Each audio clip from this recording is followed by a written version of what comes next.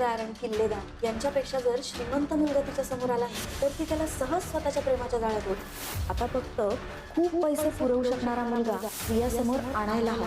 तर तुम्ही पुढील भाग पाहिलेलाच आहे. तर प्रेक्षकांनो, अर्जुन आणि सायलीने प्रियाची अशी अवस्था केलेली आहे ना की प्रियाला आता वेडच लागणार आहे. आता अर्जुन आणि सायली कोणता मुलगा तिच्या समोर आणतील आणि ती कशी काय त्याच्या जाळ्यामध्ये अडकेल हे आपण सविस्तर व्हिडिओमध्ये पाहूया. अर्जुन आणि सायली प्रियाची वाट बघत आता हॉलमध्ये बसलेले असतात. तर अर्जुन म्हणत असतो की मला नाही वाटत आता ती घरी येईल म्हणून. तर सायली म्हणत असते की अहो कुठं जाणार आहे आणि तिला कोण घेणार आहे, तिला कोणीही उभा करणार नाहीये, तिच्याकडे पर्यायच नाहीये, तिला आता घरीच यावं लागेल असं म्हणून आता ती अर्जुन आणि दोघे जण वाट बघत असतात. तेवढ्यातच आता प्रिया तिकडून येते आणि प्रियाला पाहून सायली आता उठते आणि म्हणत असते की अरे वा, आलीस तू, ये ना, हे तुझंच घर आहे, कशाला थांबली दारामध्ये, ये आतमध्ये. कारण प्रिया आता त्या दोघांना पाहून तिथेच उभा राहिलेली असते आणि ती खूप घाबरलेली असते अर्जुन आणि सायलीला असं एकत्र पाहून. तर अर्जुन येतो आणि प्रिया आतमध्ये आल्यानंतर दरवाजा बंद करून घेतो. अर्जुन आता दरवाजा बंद करतोय हे पाहून प्रियाला काहीच कळत नाहीये की आता काय करावं, काय झालेलं आहे. तर सायली म्हणत असते की आम्ही जिवंत आहे हे कळल्यावर काहीही न बोलता निघून गेली होतीस. मला असं वाटलं तुझं दुःख बुडवण्यासाठी कुठेतरी मंदिरामध्ये किंवा बागेमध्ये जाऊन बसशील आणि मनसोक्त रडशील, पण त्या मानाने जरा लवकरच परत आली तू. तर प्रिया म्हणत असते की मला का दुःख होईल. मग अर्जुन म्हणत असतो की आम्हाला जिवंत बघितल्यामुळे दुःख तर होणारच प्रिया तुला. एवढं सगळं प्लॅनिंग करून सुद्धा आमचा ॲक्सिडेंट तुला घडवून आणता आलाच नाही, याचा आनंद तर तुला नक्कीच होत नसेल. असं अर्जुन बोलल्यामुळे प्रियाच्या तर पायाखालची जमीनच सरकते. ती खूप घाबरलेली असते आणि मग म्हणत असते की माझं प्लॅनिंग, काय बोलतोय अर्जुन. मग लगेच सायली म्हणत असते की म्हणजे तू पुन्हा एकदा ताकाला जाऊन भांड लपवणार आहे का ग प्रिया.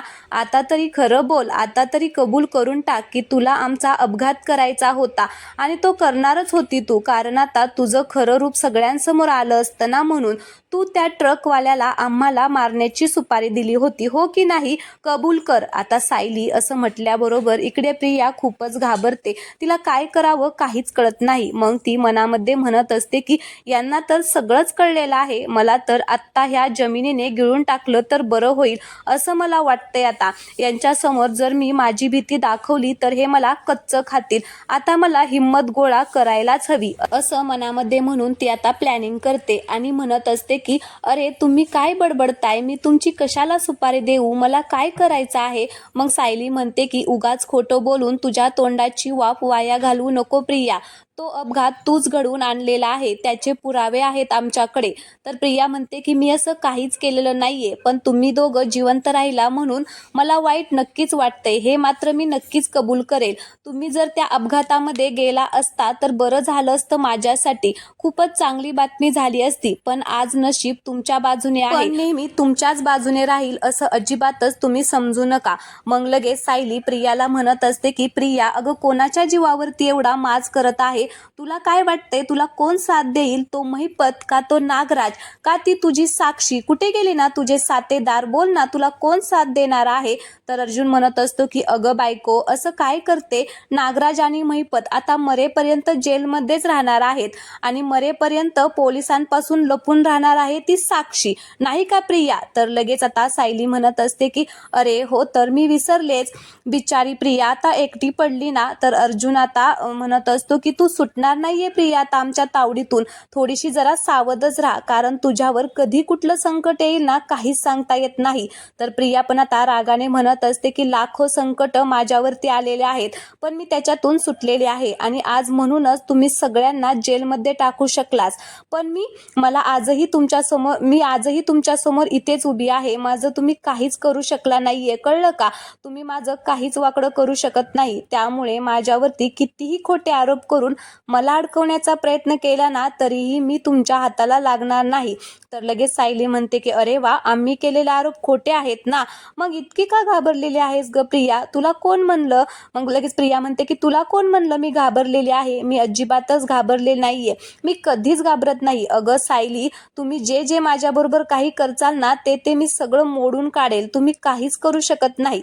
मग सायली म्हणत असते की अगं तुला काहीच कळणार नाही, आम्ही काय करणार आहे येते. तू अशी अडकणार आहे ना की तुला काहीच कळणार नाही. तू पूर्णपणे त्याच्यामध्ये अडकून जाणार आहे आणि लवकरच तू जेलमध्ये सुद्धा जाणार आहे.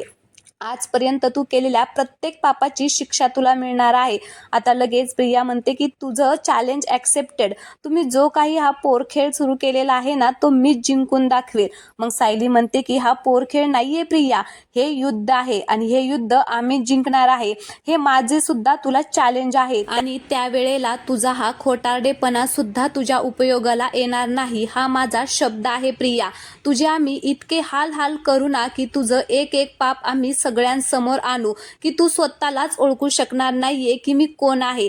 तर आता तू हे सगळं लिहून घे. तू तुझं फक्त स्वातंत्र्य गमावणार नाहीये, तुझा एक एक माणूस तू गमावणार आहे. तोही दिवस दूर नाहीये ज्या वेळेस तुझे आई बाबा सुद्धा तुझ्या जवळ नसतील, ना तुझे सासू सासरे असतील, ना तुझा नवरा असेल. आता प्रिया खूपच घाबरलेली असते आणि सायली मात्र खूप चिडलेली असते प्रियावरती. प्रियाला काहीच कळत नसतं की आता हे नक्की काय करणार आहेत. प्रिया आता तिथून रागाने निघून आता तिच्या रूममध्ये जाते आणि खूपच घाबरलेली असते. अश्विन मात्र शांत झोपलेला असतो. प्रियाचा चेहरा इथे बघण्यासारखा आहे प्रेक्षकांनो. आजपर्यंत प्रियाच्या चेहऱ्यावरती अशी भीती आपण कधीच पाहिली नव्हती. प्रिया एकदम आता घाबरलेली आहे आणि तिला काही सुचत नसतं. ती आता वेड्यासारखीच बोलायला लागते की मी काय करू, माझ्याकडे तर पैसे पण नाहीयेत आणि कोणता प्लॅन पण नाहीये. आता ते DNA रिपोर्ट येतील आणि त्यांना खरं काय ते कळेल, पण आता मी काय करू, त्यांना गाफील ठेवू, पण ते तरी कसं ठेवू. मी आता एक कामच करते, गाफील ठेवते आणि त्यांना असं वाटेल की बाजी त्यांच्या हातामध्ये आहे, पण मग मी लगेच तो वार पलटवणार असं आता ती ठरवते. पण त्यासाठी पण पैसे लागतील ना, माझ्याकडे तर पैसे पण नाहीयेत. काय करू. DNA रिपोर्ट जर मिळाला त्यांना आणि सगळं काही जर सत्य कळलं तर सगळं काही संपलं. पण आता काय करू, दागिने पण नाही वापरू शकत. दागिने मोडले तर मी आणखीनच अडकेल आणि आता मला काहीही करून आता पैसे मिळवावेच लागतील. इकडे आता ती खूपच अशी म्हणजे सगळ्या सामानाची अस्ताव्यस्त करत असते सगळं सामान. मग अश्विन उठतो आणि अश्विनला असं प्रियाला पाहून त्याला धक्काच बसतो. तो म्हणतो की तन्वी असं काय करतेस, काय झालं, तू घाबरलेली दिसतेस. तर इकडे आता ती म्हणते की काही नाही, अरे मी ठीक आहे. तर तो म्हणतो की अगं कधी आलीस तू आणि कुठे गेली होती. तर ती म्हणते की अरे काही आत्ताच आलेली आहे. आता अश्विनला काहीतरी कारण सांगून तशीच आता तिथून झोपून जाते. तर आता अर्जुन सायलीकडे नवीन प्लॅन करत असतात. अर्जुन म्हणत असतो की DNA रिपोर्ट आता आपल्या हातामध्ये आले ना की त्या प्रियाचा खरा चेहरा सगळ्यांसमोर येईल. सायली अर्जुनला म्हणत असते की बाकी सगळं मला व्यवस्थित वाटत आहे, पण एकच डाऊट येतोय मला, प्रियाचा मित्र. तर अर्जुन आता सायलीला म्हणत असतो की तुला हा मुद्दा का चुकीचा वाटतोय, का डाऊट येतोय.